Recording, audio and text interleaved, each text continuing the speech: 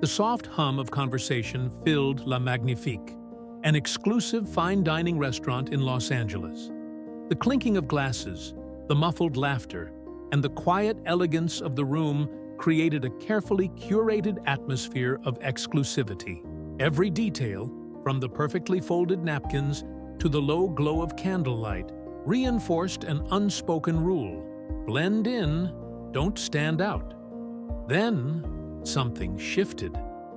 The pianist's melody, once a seamless backdrop to refined conversation, faltered. For a fraction of a second. A waiter, balancing an expensive bottle of wine, hesitated mid-step. A quiet ripple of attention spread through the restaurant, not loud, but unmistakable. At the center of it all sat Tom Hanks. Dressed in a casual yet sophisticated blazer, he exuded his signature warmth. But tonight, one small detail set him apart. Pinned neatly to his lapel was a vintage freedom pin. Simple, understated, yet impossible to ignore in a place that prided itself on polished neutrality. As he browsed the menu, a sharp voice sliced through the refined air, shattering the illusion of quiet luxury. Before we continue this story, let us know where you're watching from. If you enjoy stories like this, subscribe to the channel, because tomorrow we have another special story for you. The restaurant manager, a tall man with a rigid stance, appeared beside his table, his polite smile failing to mask his intent. "Mr. Hanks," he greeted, his voice smooth but firm, "I must ask that you remove your pin. We have a strict policy of neutrality here." Tom raised an eyebrow, surprised. "Neutrality?" he echoed. "This isn't a political statement. It's about unity." The manager's face remained composed. "We want all our guests to feel comfortable. Symbols, no matter their intent, can be divisive. I kindly ask for your cooperation." The air in the room shifted again, but this time it was heavier. A nearby couple glanced over, their conversation pausing. A waiter subtly stepped back, pretending to adjust a table setting while keeping an ear on the exchange. A man at the bar, once deeply engaged in conversation, now watched with mild intrigue. Tom felt the weight of their gazes. He wasn't looking for conflict, but he wasn't about to erase something that represented who he was. He set his menu down, his expression unreadable. He adjusted his posture slightly, then met the manager's eyes with quiet resolve. "I don't think I can do that." The tension cracked through the room, spreading like an unseen force. A hush settled over La Magnifique. The soft clink of silverware against porcelain faded, as eyes discreetly turned toward Tom Hanks and the manager standing beside his table. The manager, sensing the attention, hardened his stance. "I must insist, Mr. Hanks. If you choose not to comply, we may have to ask you to leave." Tom leaned back slightly, his fingers tapping the table thoughtfully. "So, let me get this straight," he said, voice calm but firm. "You're asking me to remove something that represents unity because it might make someone uncomfortable." A few whispers spread across the restaurant. Some guests shifted uncomfortably. Others watched with interest. A man in a dark suit muttered, "He's got a point." Another diner scoffed. "Rules are rules." The manager straightened his tie, unwilling to back down. "We have policies in place to ensure a neutral environment." Tom exhaled slowly. "Neutrality?" he repeated. "Or control?" The tension in the air thickened. Nearby, a waiter hesitated mid-step, unsure whether to approach the table or step back. The pianist in the corner, sensing the shift in atmosphere, let his fingers still on the keys.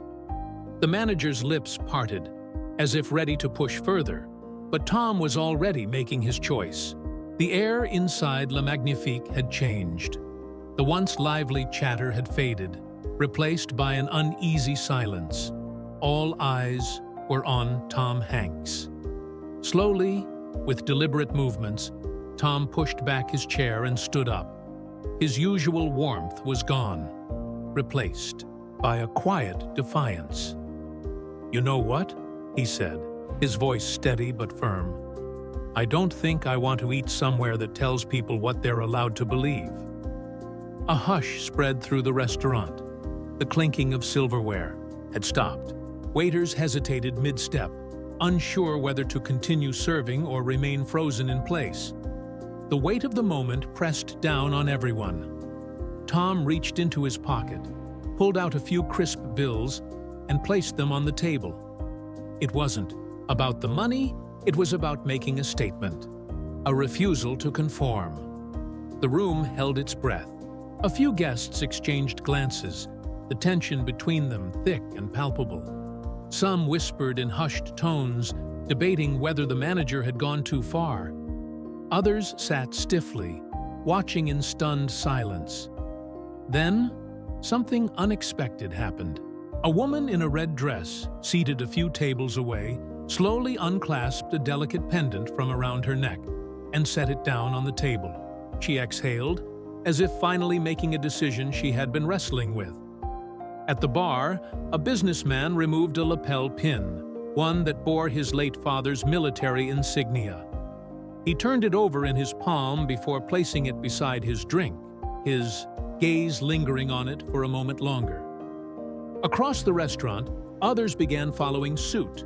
Bracelets, rings, and other small personal tokens were quietly set down, symbols of remembrance, belief, and identity, now lying still on the pristine white tablecloths. The manager's face paled. He had expected compliance. Instead, he had ignited something much bigger than himself. A murmur rippled through the crowd, some shifting uncomfortably in their seats, others now watching the domino effect unfold.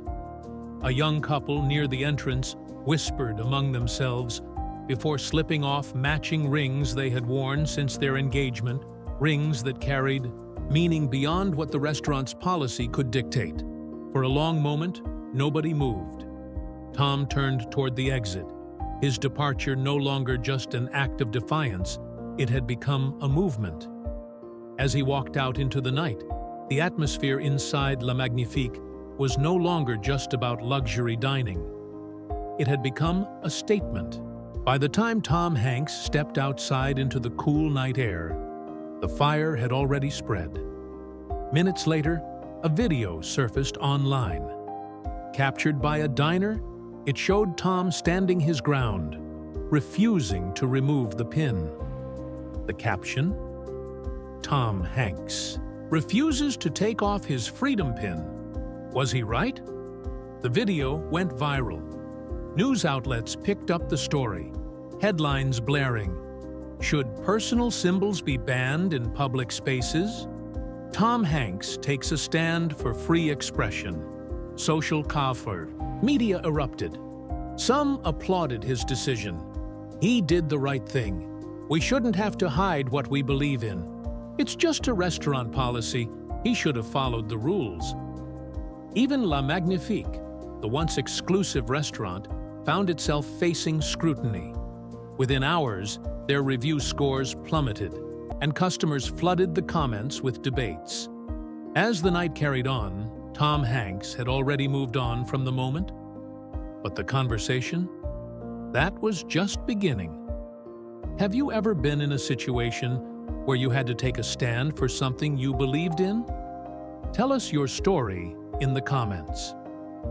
If you enjoy stories like this, subscribe to the channel because tomorrow we have another special story for you.